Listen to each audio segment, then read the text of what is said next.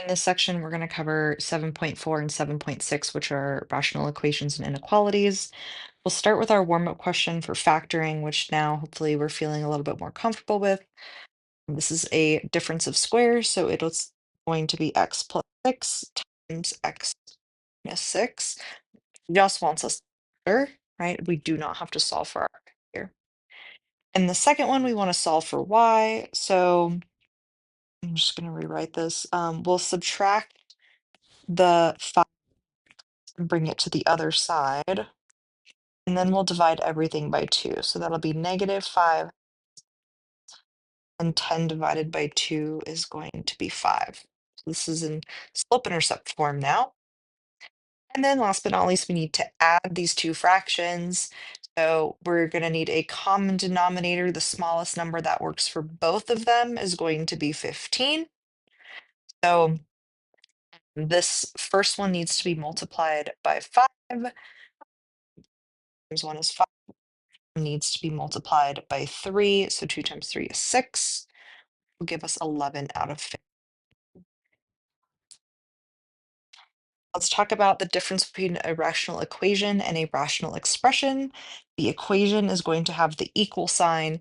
The expression doesn't have anything. It's just adding, subtracting, multiplying, dividing, but there's nothing to necessarily solve for, maybe just to simplify. Whereas here we are solving. That is going to be the fundamental difference. In order to solve, we're always going to need a common denominator. So in this case, we have x, 3, and 6. Now, if we were just working with the 3 and 6, I would say that our common denominator could be a 6. Unfortunately, we also have an x, so we'll go ahead and attach the x as well. So depending on how you learn this, there's a million ways to do it, but I like to look at this and say, all right, I went from 6x, I went from I went from x to 6x. So that means I multiplied everything by 6. I'm going to have 6 times 1. Looking here, I went from 3 to 6x, which means I multiplied everything by 2x. And then finally, in this last one, I went from 6 to 6x, which means I multiplied everything. The nice thing about having these common denominators is once they all match and you have reciprocated on the top and made everything match based on that factor change, you can just get rid of the denominator. So now I can solve and I get 6 equals 3x equals 2. You just have to make sure that you update the numerator to match the changes that you made in the denominator. That's the important part. But once you've done that and the denominators match, you can totally get rid of them. Look at the next one. Here we actually have something that's factorable on the right. I'll go ahead and factor it. What you'll notice now is that we have one of the factors here and one of the factors here, which means that our common denominator is going to be what's written on the right. X plus 1 times x minus. I don't want to rewrite that a million times, so I'm just going to duplicate it and write it everywhere. Right, so looking at our first fraction, we notice that we are missing the x plus 1, so that's what we're incorporating. So we want to multiply the numerator by what was missing. In the second one, we recognize that this one was missing, so we're going to multiply for that. The last one didn't have anything missing, so it gets to just be along for the ride. Let me move this guy over a little bit. Standard form. Now that everything matches, again, we can cross this out, which is great. We have 4x times x plus 1 plus 4 times x minus 1 equals negative 8. Now we just distribute and start solving. We have negative 4x squared minus 4x plus 4x minus 4 equals negative 8. We have negative 4x squared I'm going to go ahead and bring that over and equal -4. The -4's cancel out, and we have x equals plus or minus 1 because the square root of 1 is 1. Now, this is our solution for x, but looking back at this problem, what's going to happen if I plug in a 1 right here, or what's going to happen if I plug in a -1 there? I end up with zeros, and I can't have that. Same thing here, which means there's technically no solution to this. Yes, the x values are positive and -1, but if we plug that in, we get zeros in the denominator, which we can't have. So ultimately, there's no solution to this problem.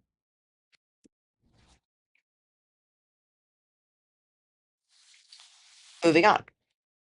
If we have an inequality, the process is going to be slightly different. Um, it has the written steps here, but I like to just jump right in.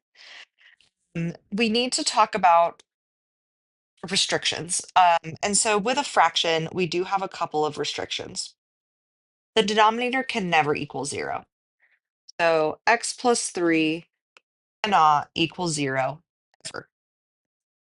So that means x cannot equal -3. So that's one of the things we need to do. The other thing we need to do is we need to figure out the numerator. What makes the numerator equal to 0? Because sometimes that's allowed, depending on the symbol. So x minus 1 equals 0 or x equals 1. Now, let's come over here and write a little note. When can the numerator equal 0? Okay, there's two scenarios. When you have this symbol or this symbol, right? That line represents equaling. So if it has that line, it can equal 0. So in this case, yes, it can equal 1, but it can never equal -3. We cannot have a 0 in the denominator. These are what we call our critical points. I'll go ahead and put our critical points on a number line, and we can go from there. I'm going to call these critical.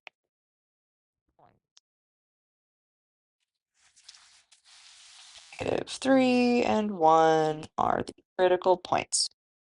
Now what you're going to do is plug in points in every single section. We have the section on the left, in the middle, and on the right. That is going to determine our solution. We need to figure out where, in which sections, does the function actually exist where it's greater than or equal to 0. So here I might plug in 0, here I might plug in 2, here I might plug in -4. Ultimately, it doesn't matter what you plug in as long as it's in that interval. Starting with 0, I'm going to have 0 minus 1 over 0 plus 3. That's going to give me a negative answer, right? Negative over positive. That doesn't work. That's out. Plugging in a 2, I get 2 minus 1 over 2 plus 3. That's positive, so that does work. I'll go ahead and highlight that in yellow. And then if I plug in -4, I have -4 minus 1 and -4 plus 3. That's two negatives, which will be a positive, and that does work for us as well. Now, this has determined my answer. Means my answer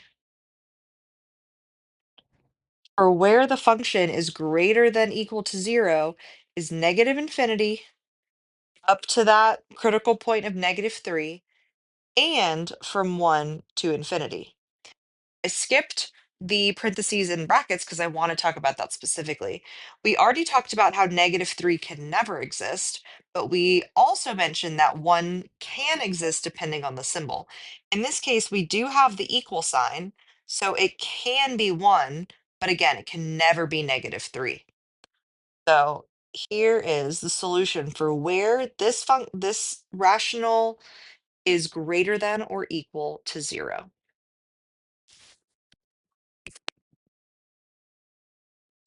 do another example. Actually, let's do three, apparently. Start by finding your critical points.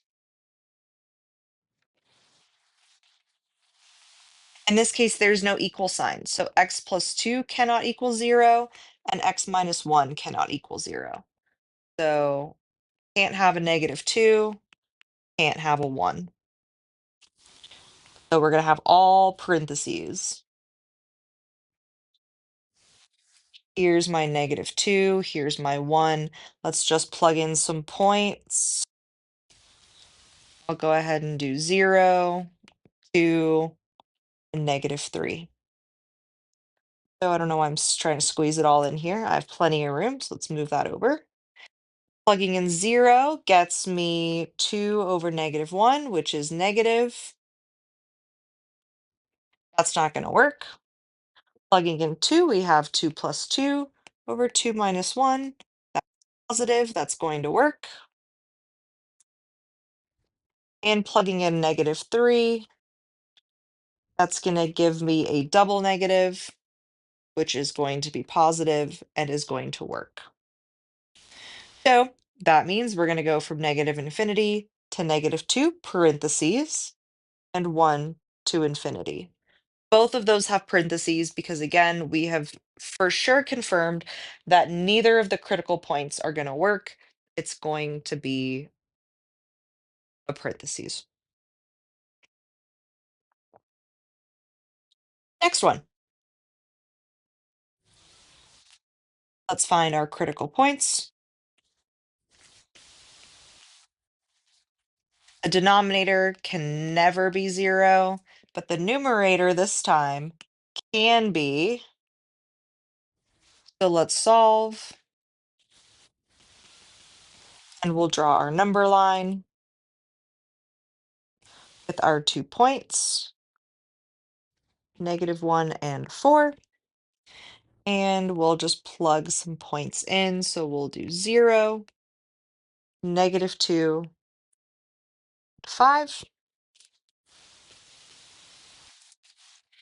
Plugging in 0, we get -4 over 1. Negative and doesn't work. For the record, it's not always going to be the outside. Sometimes it's the inside that works, but all these examples that we're doing happen to be going in the opposite directions instead of going inward. So sorry about that. I make these up, so sometimes they don't work out the way that I want to, and then I forget to change them. This is going to be positive, which does work for us, which is great. So we'll highlight that side. And then plugging in -2, we get a double negative, which is also positive and works. So here, pay attention to what can be included and then what can't be included. So the -1 cannot be included, but the 4 can be included. So maybe it's helpful to kind of put that notation there. So -infinity to -2 and bracket on the 4 to infinity.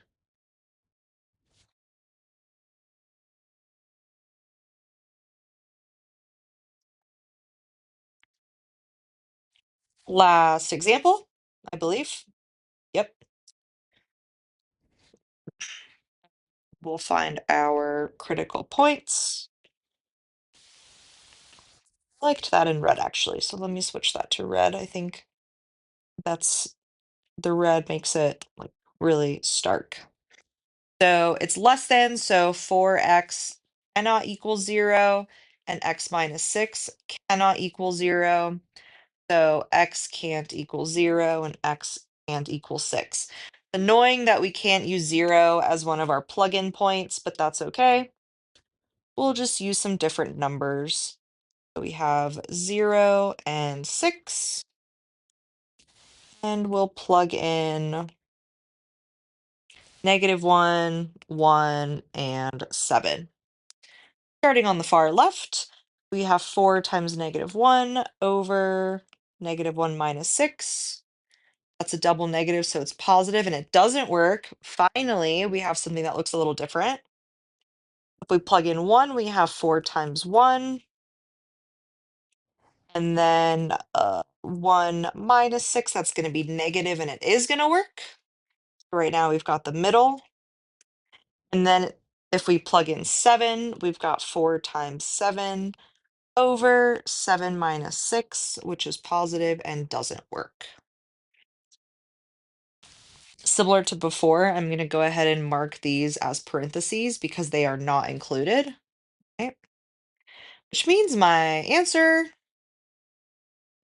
is just 0, comma 6 in parentheses. So this is what happens when we're moving inward, right? We don't have any infinities. It's going to be two numbers, sometimes with brackets and parentheses, and sometimes just parentheses.